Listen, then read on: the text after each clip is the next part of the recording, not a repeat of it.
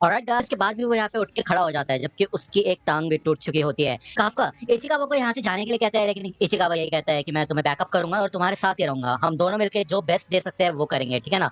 तो यार हमें फ्लैशबैक दिखाया जाता है जब इचिकावा पहले भी काफ़्का को बचाने के लिए आया था, तो ये देख के काफ़्का को काफ़ी अच्छा खासा महसूस होता है, जिसके बाद काफ़्का इधर इचिकावा के कंधे पे बैठ जाता है और बैठ के भागने लग जाते हैं। बेसिकली यहाँ पे इचिकावा काफ़्का के पैर बन चुका होता है और ये दोनों साथ मिलकर मारने की कोशिश करेंगे योजुस को। और इसे देख के भाई होशिना तो पागल ही हो जाता है, हंस-हंस के वो कहता है भाई क्या ड्रामा चल रहा है यहाँ पे, हो क्या रहा है? वो ये भी कहता है कि हम इन दोनों को पास नहीं कर सकते क्या यार? काफ़ी कॉमेडी का इंतज़ाम हो जाएगा अगर इन दोनों को साथ रखेंगे हम तो, ठीक है ना? तो ये लोग जब आगे बढ़ते हैं तो इधर काफ़ी सारे योजूस होते हैं, लेकिन हमें दिखाया जाता है कि किकोरू कितनी ज़्यादा फास्ट होती है और कितनी ज़्यादा इफेक्टिव होती है। वो आसानी से इन सारे के सारे योजूस की वाट लगा देती है और वो किसी और को उसकी मदद भी नहीं करने देती। जिसके बाद फाइनली वो इस होंजो के पास आती है, जो कि सबसे ज़्यादा खतरनाक है इस पूरे एरिया में। यहाँ पे वो एक ग्रेनेड फेंक के उसका ध्यान बटाती है और उसके बाद उसको एक ही अटैक के अंदर खत्म कर देती है। ये जो यहाँ पे खत्म हो चुका होता है और ये पूरा एरिया क्लियर हो चुका होता है, जिसके बाद यहाँ पे रिकवरी ड्रोन्स भेजे जाते हैं। ओके, काफका ये देख के शॉक हो जाता है कि भाई ये बंदी कितनी फास्ट है, एकदम से उसने सब कुछ खत्म कर दिया यार। जिसके बाद ये लोग यहाँ पे लेट जाते हैं और जो भी जख्मी लोग हैं उनके लिए यहाँ पे मेडिक्स भेजे जाते हैं। ओके, मीना और होशिना इसी बारे में बात करते हैं कि किकोरू कितनी ज्यादा ताकतवर है और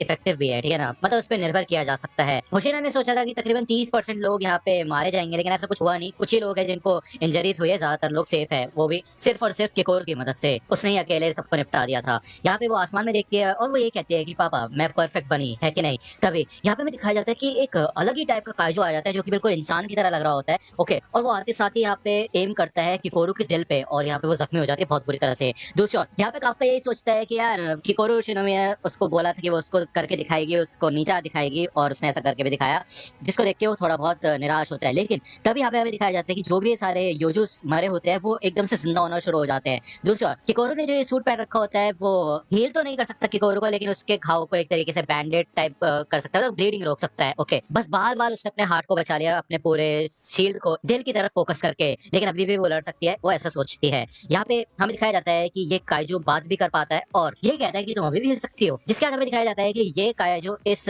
होंजो को बस टच करते ही साथ जिंदा टाइप कर देता है। और किकोरू समझ जाते हैं कि ये एक काइजू है, लेकिन बहुत इंटेलिजेंट है, नॉर्मल इंसानों की तरह बात कर सकता है, ठीक है। जिसके बाद यहाँ पे अपनी एक ही उंगली से ये काइजू बहुत सारे गन शॉट्स मारता है और भाई किकोरू की तो वाट लग जाती है। यहाँ पे हमें हेडक्वार्टर्स में बताया जाता है कि उधर जो होंजो था वो एकदम से जिंदा हो चुका है और उसकी पावर भी पहले से बढ़ चुकी है, उसका फोर्टिट्यूड 6.4 हो चुका है। तो होशिना कहता है यार ऐसा हो कैसे सकता है, पूरी कंपनी भी मिलकर इसको नहीं संभाल सकती, इतना ज्यादा ताकतवर हो गया, पहले से भी ज्यादा ताकतवर। मीना कहती है कि सारे के सारे एग्जामिनर्स के शील्ड ऑन कर दो और सारे ड्रोन्स को वहां पे भेजो, मेरे को देखना है कि वहां पे चल क्या रहा है। होशिना तुम मेरे साथ चलो, हम वहां पे जा रहे हैं, ठीक है। यहाँ पे सारे एग्जामिनीज को बोला जाता है कि इस एरिया को जल्द से जल्द खाली करो और शेल्टर में पहुंचो, लेकिन किकोरू इधर ही होती है, वो अपने ब्लीडिंग को रोकने की कोशिश करती है सूट की मदद से, और वो यही कहती है कि जब तक मैं हिल सकती हूँ तब तक मैं लड़ सकती हूँ। वो यहाँ पे हार नहीं मानती और वो इस होंजो से लड़ने की कोशिश करती है, लेकिन भाई ये होंजो उसको पटक पटक के मारता है।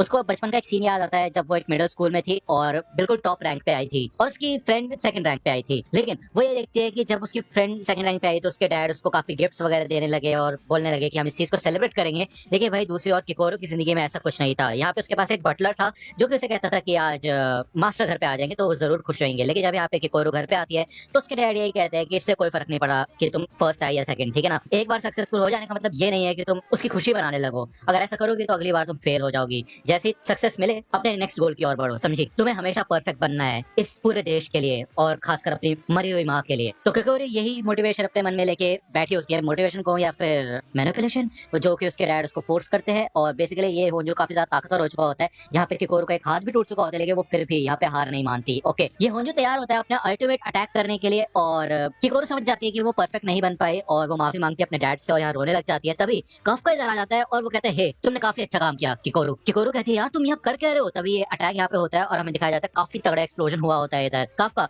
फाइनली यहाँ पे काजू में ट्रांसफॉर्म हो चुका होता है और ये सबसे बेस्ट सीन लगा मेरे को, क्योंकि यार यही वो मोमेंट था जिसके लिए मैं वेट कर रहा था, जब नीड हो काइजू बनने की तभी वो काइजू बना, ठीक है ना। उसने पूरा एग्जाम यहाँ पे ऑनेस्टली दिया, अब क्योंकि ऑफ एग्जाम है ये सारी चीजें तो वो जरूर ट्रांसफॉर्म हो सकता है। वो कहता है अब ये सारी चीजें मेरे ऊपर छोड़ दो। दूसरी ओर यहाँ पे फ्लेयर गन्स चलाई जाती है इवैक्यूएशन सेंटर की तरफ, तो सारे लोग वहां जाना शुरू कर देते हैं। भाई दूसरी ओर इचिकावा यहाँ पे काफका को ढूंढना शुरू कर देता है। वो याद करता है कि जैसे ही लोगों ने आके बताया था कि जो मरे हुए काइजूस है यानी कि योजूस है वो जिंदा हो चुके हैं, तो उस समय एक बंदा आया तो उसने कहा था कि जो होंजो है वो भी जिंदा हो चुका है और उससे किकोरू अकेले लड़ रही है। तभी काफका इधर से गायब हो गया था, तो इचिकावा उस समय यही सोच रहा होता है कि यार बस वो काइजू में ट्रांसफॉर्म ट्रांसफॉर्म ना हो जाए, अगर ऐसा होगा तो वो मारा जाएगा। किकोरो ये तो समझ नहीं पाती है, वो ये कहती है कि क्या तुम काइजू हो? तो काफका कहते हैं यार देखो ये बात किसी को बताना मत, ठीक है ना, प्लीज प्लीज प्लीज।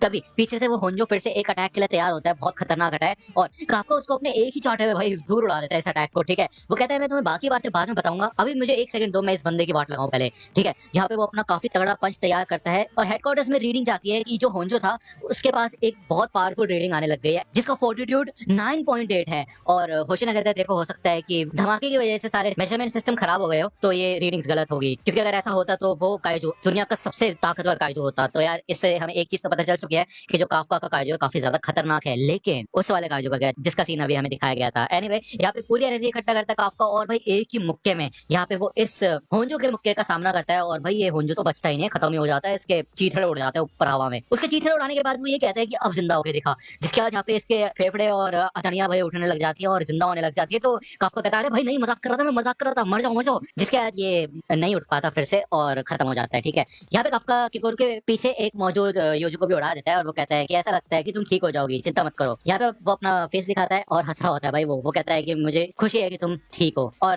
किकोरो का रिएक्शन देख के ऐसा लग नहीं रहा होता कि उसने ये वर्ड्स आज से पहले कभी सुने हैं, क्योंकि उसे हमेशा रिजेक्शन ही मिली है सबसे, ठीक है।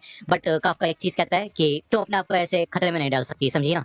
तभी पीछे से इचिकावा आके उसके सर पे बजाता है और कहता है और तुम भी समझे, तुम अपने आप को खतरे में मत डालो। जिसके बाद किकोरो यहाँ पे बेहोश हो जाती है। मीना और होशियाना दोनों इस सीन पे पहुंचते हैं और यहाँ पे छितरे उड़े हुए देख के वो समझ जाते हैं कि ऐसा कुछ इन्होंने पहले भी देख रखा है। भले मीना इसके बारे में इतना नहीं सोचती, लेकिन होशियाना समझ जाता है कि ऐसा पहले भी हो चुका है। तभी यहाँ पे इनको अपडेट मिलता है कि 3 एग्जामिनीज और आ चुके हैं शेल्टर नंबर 6 में, किकोरो शिनोमिया, रेनो इचिकावा और काफका हिबेनो। होशियाना कहता है कि देखो चाहे किकोरो कितनी भी ज्यादा ताकतवर हो, लेकिन वो इतना डैमेज तो नहीं कर सकती, जरूर कुछ और बात है। दूसरी ओर हमें यहाँ पे हॉस्पिटल का सीन दिखाया जाता है, जिसके बाद काफका की यहाँ पे हालत थोड़ी खराब होती है और वो फिर से हॉस्पिटल में पहुंच चुका होता है फाइनली। इचिकावा बताता है कि शिनोमिया की कंडीशन थोड़ी ठीक है अब पहले से, ठीक है, और उसको बेस्ट ट्रीटमेंट मिल रही है। तो काफका कहता है भाई मेरे को क्यों नहीं मिल रही बेस्ट ट्रीटमेंट? तो इचिकावा कहता है अरे यार तुम्हारे थोड़े से फ्रैक्चर्स ही है, वो तो मरते मरते बची है। काफका कहता है वैसे देखा जाए तो काफी समय हो गया जब मैं किसी इंसान के खिलाफ गया हूँ। जब अपने सपनों को पूरा करने की कोशिश कर रहे होते हैं हम, तब कोई ना कोई ऐसा होता है जो कि उस चीज की वाट लगा देता है जिसकी हमें सबसे ज्यादा परवाह होती है। तो ये सारी जो बातें हो रही होती है बाहर से मीना खड़े होकर सुन रही होती है, वो जब अंदर आती है तो वो अपडेट देती है कि तुम दोनों ने शिनोमिया को शेल्टर में पहुंचाया, उसके लिए शुक्रिया, और वो यहाँ पे सल्यूट करती है। जिसके बाद इचिकावा भी सल्यूट करता है। भले यहाँ पे काफका उससे कुछ कहना चाहता होता है, लेकिन वो यही सोचता है मन में कि वो उससे तभी बात करेगा जब वो ऑफिसर बन जाएगा, और बस सल्यूट कर देता है।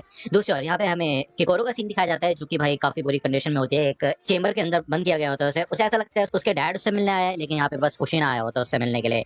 वो कहता है कि थैंक यू, तुम्हारी वजह से वो योजो खत्म हो गया, और जो भी काइजू जिंदा हो गए थे हमने उन सबको खत्म कर दिया है। अच्छा वो कोई मरा नहीं, क्योंकि तुमने उस होंजो को खत्म किया। तो किकोरो की रिएक्शन देख के होशियार कहता है क्या हुआ, ऐसा नहीं हुआ था क्या? तो किकोरो याद करती है कि काफका ने क्या कहा था, तो वो अपने ऊपर इस चीज की रिस्पॉन्सिबिलिटी ले लेती है और कहती है कि हाँ मैंने ही उस काइजू को हराया था। लेकिन यहाँ पे होशियार समझ जाता है कि कुछ ना कुछ तो गड़बड़ है, ठीक है। पूरे न्यूज में यही चल रहा होता है कि यार इस पूरे इंसिडेंट के बाद किसी की भी जान नहीं गई, शुक्रिया अदा। और भाई ये काइजू बैठ के ये न्यूज सुन रहा होता है, भाई क्या हो रहा है यहाँ पे। तभी उसको एक कॉल आता है और हमें दिखाया जाता है कि भाई ये काइजू भी इंसान होता है बिल्कुल काफका की तरह। और पता है एक बात बताऊं, ये क्लीनिंग स्क्वाड में होता है और ये लोग काफका और इचिकावा को भी जानते होते हैं, ठीक है। तो बेसिकली यहाँ पे यार कुछ तो गड़बड़ चल रही है। 2 लोग हैं जो कि काइजूस में ट्रांसफॉर्म हो सकते हैं, अब मैं ये सोच रहा हूँ और कितने होंगे। एनीवे आपको क्या लगता है आगे क्या होगा, मेरे को कमेंट सेक्शन में जरूर बताना कि आपको ये वीडियो कैसी लगी। अगर आपको वीडियो पसंद आया तो लाइक कर देना, सब्सक्राइब कर लो चैनल पे नए हो तो। मिलता हूं आपसे अगले वीडियो में, तब